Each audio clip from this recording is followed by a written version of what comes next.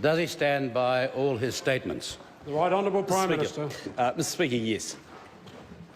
Supplementary question. Supplementary question, the Right Honourable Winston Peters. Does he stand by his statement in 2010 that, and I quote him, looking 4, 5, 10 years into the future, I'd hate to see New Zealanders as tenants in their own country? End of quotes. If so, why, after almost 7 years, has his government failed to collect specific information on foreign buying of land and homes in New Zealand? Mr Speaker. The Right Honourable Prime Minister. Mr Speaker, in answer to the first part of the question, yes.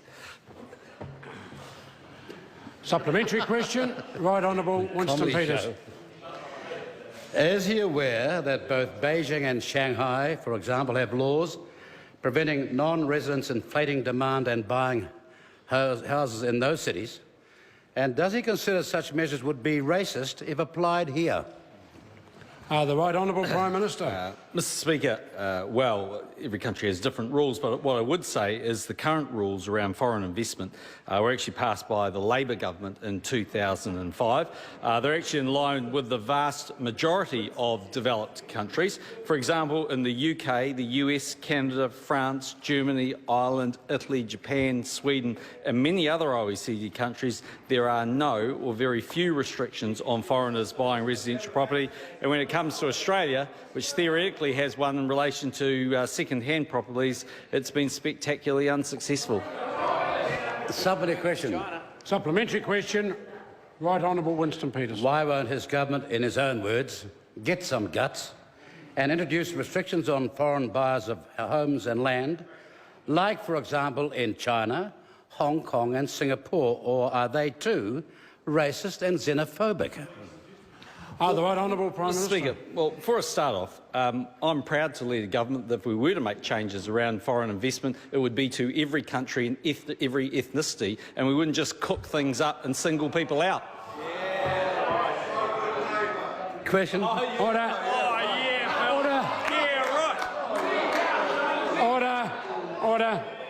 Order. Supplementary question, the Right Honourable Winston Peters.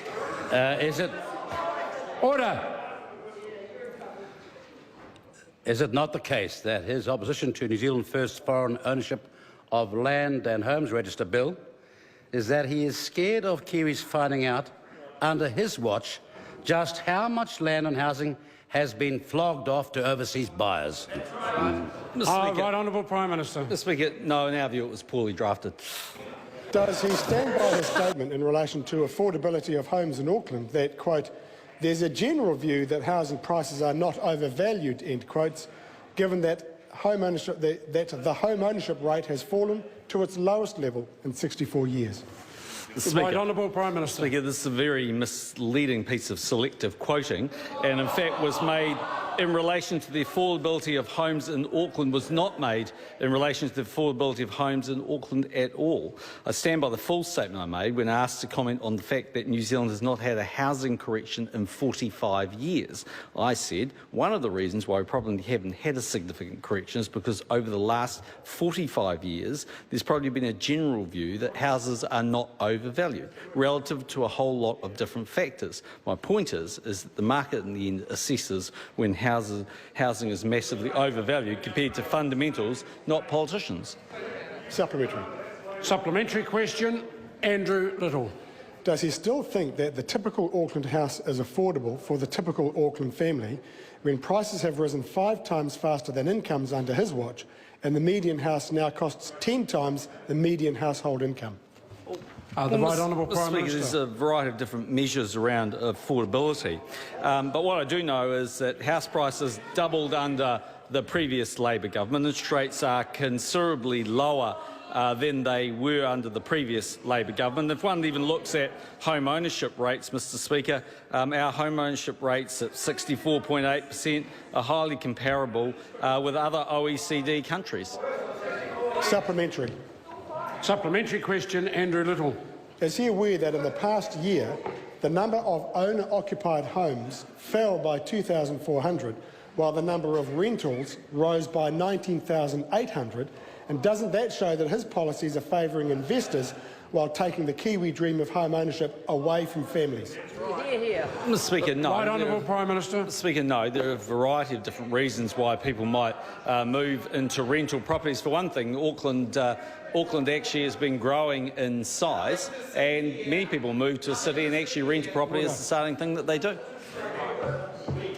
Supplementary question, Andrew Little. Why is it the policy of this government, of his government, to allow overseas speculators to profit off New Zealand homes, contributing nothing to our economy while pushing prices out of reach of more and more families?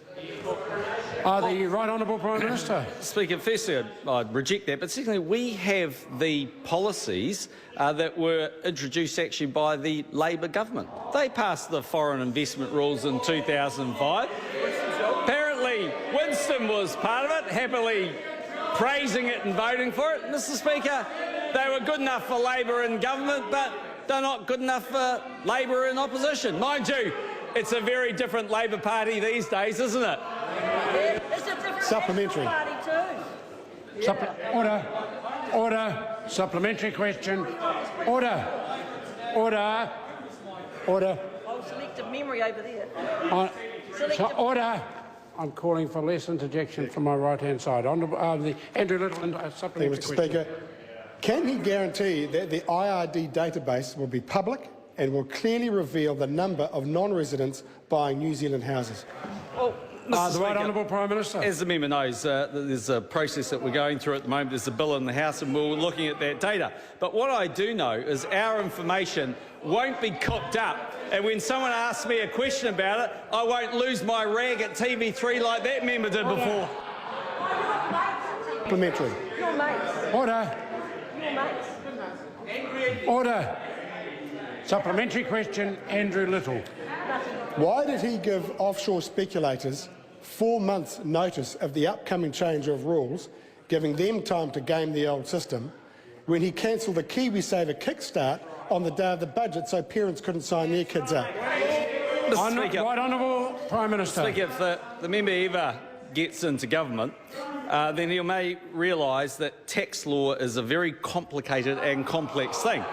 And if we hadn't actually had a period of time where there was an opportunity for tax specialists and others to actually give input into the process, then you may get unintended consequences. Secondly, Mr. Speaker, nothing changes under tax law in New Zealand as a result of the bright line test. If someone buys on revenue account, then they will still be subject to paying tax. And you can be sure, as I said at my post-cabinet press conference yesterday afternoon, that IRD will be looking very closely at people who buy houses at the moment, like they do all the time, and they will be collecting tax revenue off people that owe it. Supplementary.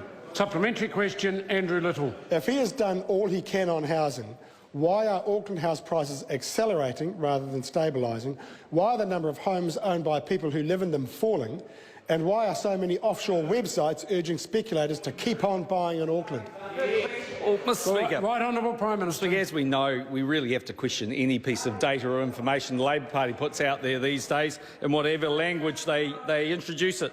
Mr. Speaker, I actually stand by the government's record on what we've done. 118 special housing areas, of which we expect 50,000 new dwellings. The vast bulk of them are in Auckland, Mr. Speaker.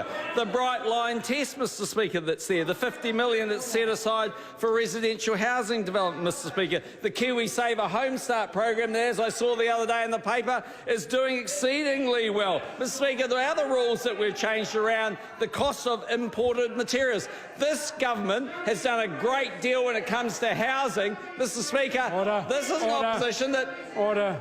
The answer's quite long enough.